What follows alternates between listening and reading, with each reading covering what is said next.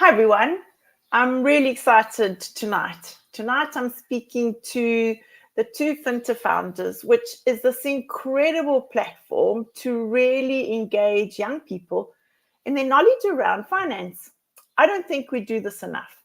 I really think we need to engage children more about how to use their money responsibly and how to be responsible in terms of purchasing things and not just buying at a whim. And all of those kinds of discussions should be had. And so tonight we're going to explore this incredible platform and a game. They have two really great products. But before we do that, I want to show you a video about how their product is growing. Let's have a look.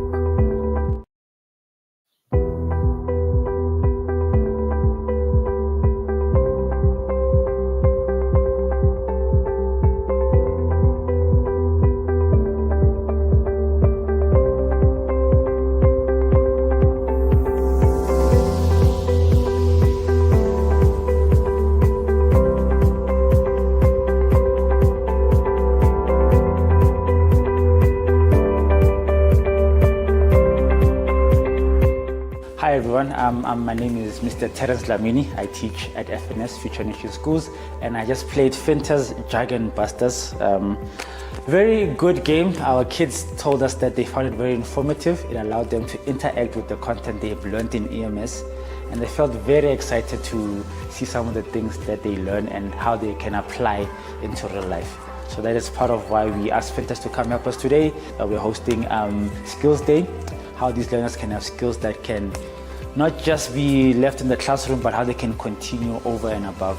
Hi, my name is Latita. Hi, my name is Sama, and we just played Dragon Buster. Today was my first time playing Dragon Buster for Fintr, and I enjoyed it because it was like 30 seconds and it kind of recapped me from like everything I learned last year. I also enjoyed it too because I learned new things, because some of the concepts weren't really taught to us last year.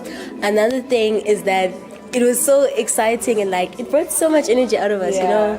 Yeah. It was like, you want to get the money, you want to win. You want to win, yeah, it was competitive. You have the encouragement and like dedication to get the money.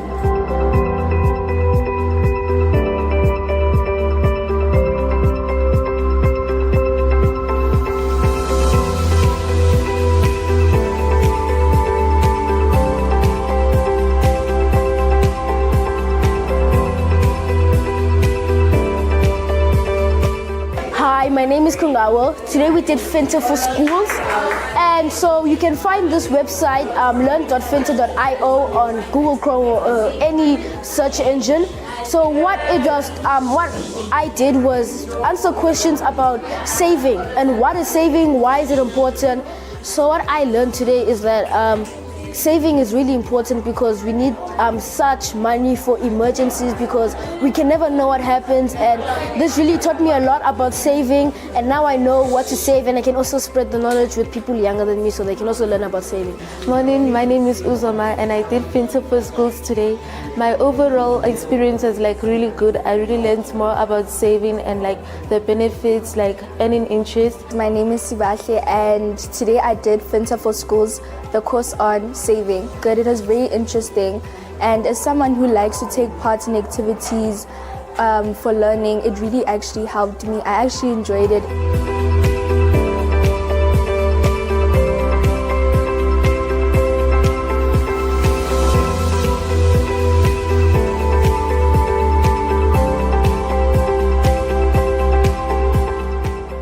Hello, my name is Tendo. My name is Angie. And today we were playing the FinMaster board game, which was really interesting and fun to play. This board game taught me a lot about how to handle my finances, what to know when it comes to buying your assets, how you can calculate your net worth as well. And it told me a lot of financial, I got a lot of knowledge because I'm not a person who's good at finance. So this board game taught me a lot about how to watch out for my competitors and the people who I'm also working with, to see how they're doing, but most importantly to see how I'm doing financially. So I have to know how to benefit for myself and not to look at everybody and anyone else's pocket.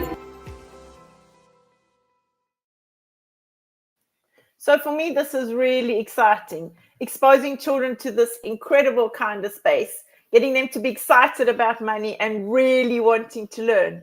So welcome, Danei and Elijah. I'm really excited to have you here this evening. Please tell us a bit about yourselves and why you even began this product. Who'd like to begin? Cool. Yeah. Thank you so much for having us, Karen. It's a pleasure to be here, and yeah, we just appreciate the opportunity as well. Yeah. So we started the business because of a personal passion. We both grew up in homes where money was either not a positive conversation, a frequent conversation, or just just a negative experience altogether. So for me personally, my mom went through some difficult times, and as a young girl, I was privileged enough to be exposed to friends and family that didn't have the same experience with money. So I promised myself as a young girl that I will make sure that I understand money, that I will be able to be independent, and that took me on a journey of really teaching myself about money, which is a really liberating journey. And then I met this guy, Elijah, in varsity, and we realized we have a shared passion. And then in 2020, when COVID happened, just everybody around us were really stressed about money, what it's going to mean to their income. And we realized this is a real issue. So we started thinking about the business back then, worked with adults at first. And then in 2023, we said, okay, we need to focus on kids because all the adults just tell us, why don't I learn about this earlier? Why didn't they teach us this in school? So then in 2023, we started focusing on the young ones, and that brought us here today. Oh, that's brilliant. Elijah, do you want to add anything around the journey, the beginning journey? No, I mean, everything was covered today. So if we then look at the challenges with teaching EMS, what do you think are the specific pain points that the curriculum delivers in terms of a gamification approach with the Fintr4Schools solution for teachers? How is this beneficial to the teachers? Who'd like to go? Cool. So when we engaged with teachers about EMS specifically, we heard a few really interesting things. One of the teachers told us, my kids walk to the EMS class like they're walking to their death. And what we realized was, EMS, obviously in grade 7, it's the first time you have EMS. And to a lot of kids, it's really overwhelming because there's a vast amount of content. And then secondly, it seems to be a little bit unrelatable to kids because they're learning about this greater world and the economy and money, etc. So what we do with Fintr4Schools is we make EMS more relevant to the kids' lives, the learners' lives. We try to relate their own decisions and desires and wants and their own money habits to the content. And then we also we break it down, make it simple, and make it more engaging with gamification and, just fun visuals, mini games, ways to compete with one another. So those were the two main pain points that we were trying to address, just make it more fun for the kids, more relatable to their own lives as well. What have you heard from teachers? So what are the kinds of reactions you're seeing with the teachers who are using the product? Elijah, do you want to comment? Yeah, so we're seeing a lot of teachers speak about how they're actually seeing their kids use the practical skills. I mean, before we even started, when I was trying to understand the space a little bit more, teachers were like, look, there are kids using their parents' credit card and buying for their whole class without actually realizing the tangibility of what's actually happening. So a big thing was really like, we want to impart these financial skills because we feel they're important, but it's like difficult to fit it into the curriculum. We haven't found a proper way to do it. So hence us like really figuring out and dropping it into the EMS curriculum, making it more fun. And kids are actually in the classroom building out their savings plan and understanding that, oh, wait, if I want something, I should save towards it. In the classroom, they're Googling how much this costs and how much have they already saved for it. And so like they're actually tangibly practicing and seeing and implementing it. So a lot of the teachers are like, oh, it's so cool to actually see the kids planning for the future from a financial perspective. And some kids actually already have investment accounts, and that starts conversations with the rest of the kids who don't. Like, why do you have one? How did you get started? So we're seeing a lot of those conversations also keep coming up. Oh, that's really great when you're seeing it with children who have been given accounts and are learning to manage their money. That's really effective. So in terms of your product, you have that Finish Award, and it speaks about pedagogy. Do you want to talk a bit about the award that you received and also the pedagogy that you use? Yeah. So the certification that we have is a certification by the Education Alliance Finland, or EAF. They basically created a standardized process to test edtech tools to make sure that it upholds a certain standard. So they go through some key areas in pedagogy that we won't get too deep in. You can read up about them because they also list all of the tools that they've scored and everything. And essentially how the process works is we give them the outcomes that we wish to achieve with our product. They go through the product as if they're a learner, and then they score us according to different metrics in terms of pedagogy and engagement. So that, there we received a 93% score for pedagogy, and specifically some comments that they made is they emphasized that the active learning that we implement is really important because we have small activities in each topic. So that's what they commended. They also commended that we serve multiple different learning styles from a visual perspective, from a reading perspective, etc. And then they also emphasized that gamification creates motivation, self motivation, but also competitiveness.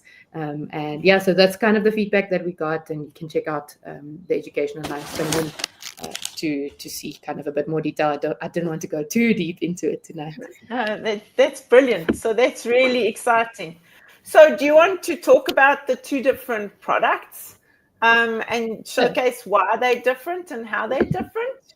Yeah, perfect. I think I will show Fintr4Schools to you, and then I'll ask Elijah to explain FinMaster to everyone. So let me share my screen, and I will show you Fintr4Schools quickly. Cool. All right, so can you see my screen? It's coming up. There we go. Okay, perfect. So this is Fintr4Schools. In the platform, we take on this narrative of becoming a money superhero. So the learners are on this quest of unlocking their money superpowers. And for each topic that they do, there's a certain superpower as well as a villain that they have to fight off by learning the content, by doing practical exercises. So as you can see here, that's kind of what we try to show. And we cover everything from setting a vision for your own life, to earning, to spending money wisely, saving, sharing with others, being generous, and sowing, which is a different word for investing. So that's the kind of fun part and narrative part of it all.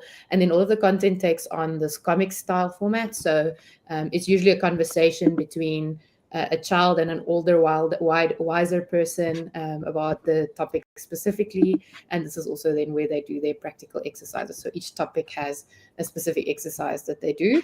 And what's really fun is the learners, when they sign up, we generate an avatar for them. So they tell us what their career, what they wish to be one day, as well as their favorite characters.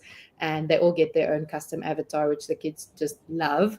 And then they get to compete against their peers with answering questions, with making progress through the learning, with how well they do their exercises.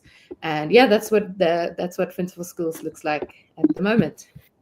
So before you stop sharing, don't you want to just go back to the platform? So looking at how long is the platform, how long are the modules? Is it like a couple of weeks? So how does that little section work that you were showing at the beginning? Perfect. Yeah. So currently we have 6 topics and growing. When a school signs up, they will have access to the full system for a year. So they don't have to do any topics at a specific time. What we see schools usually do is they slot in the topics where they relate to the curriculum during the year, as in when they desire. And then the topics are set up so that you only need half an hour per topic to do it, but you can stop and continue. And what we saw actually works better is if you can, EMS has double periods. So if you can do 1 hour where it gives you enough time to set up devices and get logged in and then go through the content, do the activity so that you can kind of complete the entire topic. So currently 6 topics. We will be adding more topics in the future. And the teacher can really slot it in whenever it works for their schedule during the year. And then if you think about the topics, can children log in at any time as well? So could they go back and use it as another resource, perhaps when they're studying and they think, oh, this was there and it was fun to learn? Could they do that as well? Yeah, that's correct. It's just required so currently it's required for schools to have or for learners to already have a school email address, as we work with single sign-on. So they must have a Google or Microsoft email address. But if they can then access that school email address from home, they use that to sign in. So they can continue at any time or revisit their savings goals or their spending plan, whatever it is that they've set up. They are able to access it at any time. And we've now built a teacher dashboard that gives teachers a view over the kids' progress, as well as when last they logged in, the time they spent, how they've answered questions. It gives them an opportunity to award bonus points that will add that will improve the learner's place on the leaderboard. So just to give a little bit more motivation to do a really good job in the different activities that they submit. And are any of the teachers, do you know if they're using any of this as a motivator towards actual marks? Could they use some of the data that the students are getting towards actual assessment or marks? Yeah, so the one school we worked with, they actually said they wanted to make 10 points of the overall year mark related to their Fintr marks. So either they can take the leaderboard points that the learner already had, or they can, for example, mark a specific activity that the learners did to test their understanding and the effort that they did. So that's what we see. That's what we see teachers do, because we know kids also take things more seriously if it's going to show on their report card, right? So yes, that's what we've seen teachers do. So that's lovely. And as you were saying, it's then teachers can actually decide how they want to use it and when they want to use it. One, but two, also the way you've set it up is the way, if they want to use it towards assessment, there's a range of different possibilities in terms of how they could include that, which is also really useful. Yeah, exactly. That's really, really great. Thank you. No, this is really lovely. Elijah, you're going to share this amazing board game with us. Yeah, I'll do so. Cool. So essentially, we actually have two physical games. One is FinMaster. FinMaster is the flagship board game. So in this game, you're investing to build up an investment portfolio. The aim is to become the FinMaster, and the FinMaster is the person with the highest net worth. So during the game, you're buying different assets, all the way from savings to alternative assets to stocks, and even like small businesses and spaza shops. During the gameplay, different market events happen where assets will either increase or decrease in value. And there are cards like power cards like load shedding that skips a player's turn, hostile takeover, where you can buy someone's asset, or insurance to protect you from these stuff, right? So during the gameplay, you're actually learning about market ups and downs. You're learning about the different assets that exist that you can actually invest in the real world. And as much as we say we build games for kids, we're actually seeing a lot of adults gravitate towards the game. And as they're playing the game, they're like, oh, I need to do this in the real world as well, because I'm losing in the game. But if I start doing this in the real world, I'm probably going to lose in the real world. So let me switch roles, right? Nice. And so, yeah, this is how the game is going about. It helps you reflect a little bit about what you're doing in the real world when it comes to investing. And the younger you are, you start learning about the investing principles, long-term thinking, diversification, how markets go up and down, and how to prepare for that. So you then build those habits as you get older. So families, kids, young adults, graduates, and even older people have been playing the game. So we always joke that the game is geared at from age 13 to 113. Yeah. Yeah, maybe it's the kind of thing we put into retirement villages to keep the old people's brains like really functioning. Could be a good tool to put into those spaces. Engagement, fun, money. Everybody's always wanting to play that, so it could be a fun space. Exactly. Elijah, so I think you were going to explain. Sorry, Karen. I think you were going to explain Jargon Buster as well. No, it's all good. All good. Okay. All right. So in terms, you mentioned age in terms of sort of from 13 to 113, but in terms of the platform for schools, where have you targeted that? Yeah, so specifically grade 7, as that's where it fits best with the current curriculum, but it doesn't. exclude older learners. So we would say kind of ideally between 13 and 15, but if you want it to be well aligned with the curriculum, it fits in the grade 7 curriculum well.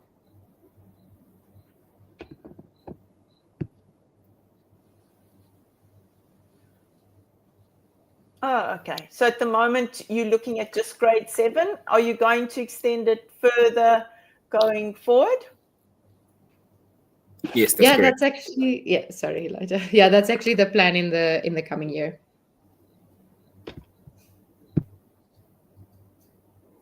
Will you extend the game going forward to an older age group?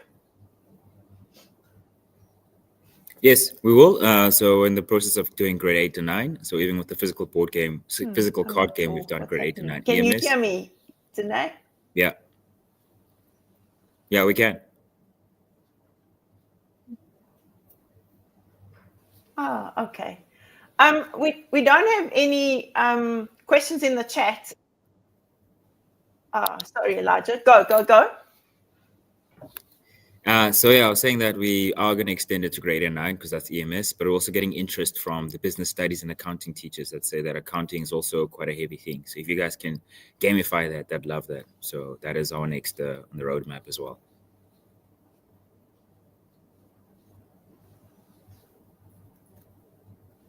Yeah, and my daughter teaches business studies, and I think when I was telling her about it, she was excited. And I said to her, well, maybe you could play the game as it is now, just from a learning point of view, it might benefit the children even before it's adapted, because you're getting them to think that way. And part of these different subjects, when it relates to money and accounting, the thinking is basically the same. How do you do it responsibly? What are the purposeful kind of meaningful things? And I suppose you can begin just what you've got already, and then if you develop others that you could add within that space. So we haven't got any questions coming in, but we've had a really nice number of people on the call this afternoon. So that's been really exciting. So I really do hope that people reach out to you and contact you. So if we had to end off the session and just say, what are the kinds of thoughts that you would like to leave to people in terms of why should they even consider teaching children about this kind of knowledge? While we do that, can I just share a closing slide? Yes, with pleasure.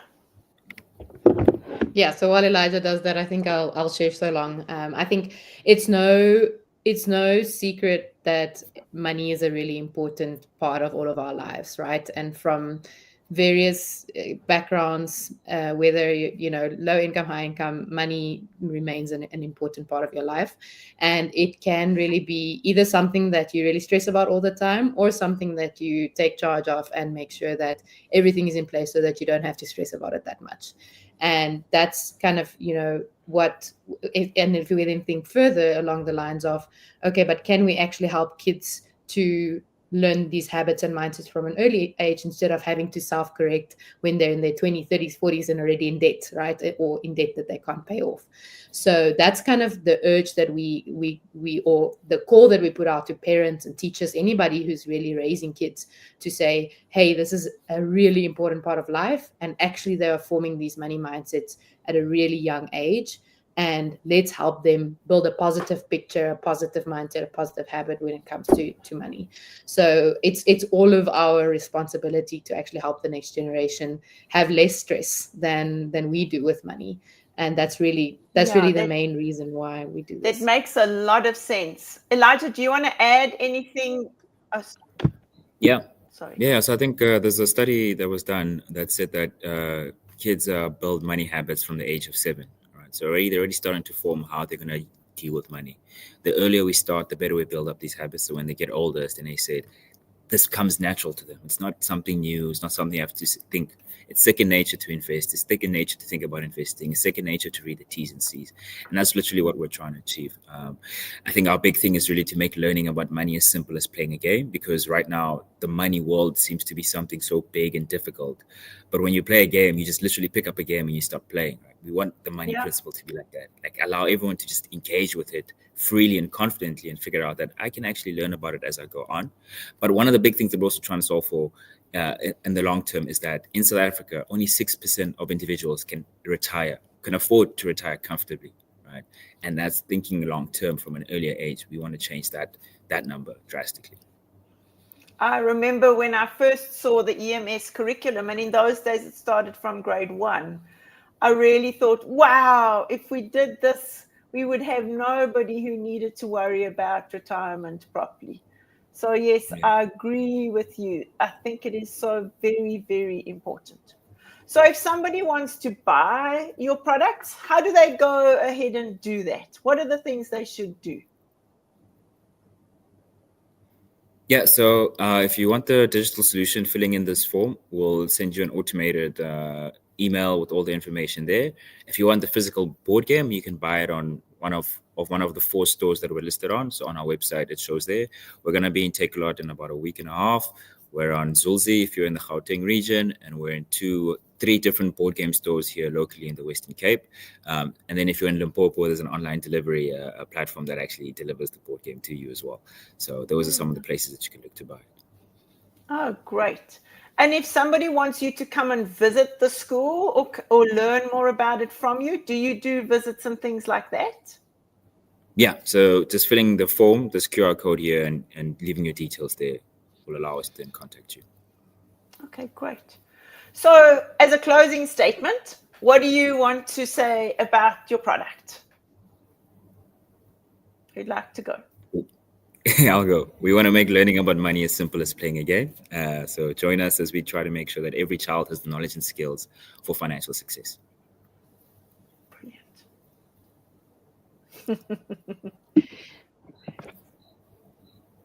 Do you want to add to that, Danei? What do you want to Not say? at all. He did a perfect job. So I just want to say thank you to you both for your time this evening and for really sharing this incredible product. I really think it's something that we should have in every school and in every home. It's nearly Christmas, everybody. This would be a good Christmas present, not just for your kids, but for the whole family. So thanks for your time this evening. Thank you for sharing. Have a good evening. I'm going to close the session. Good night, everyone. Thank you so much. Bye.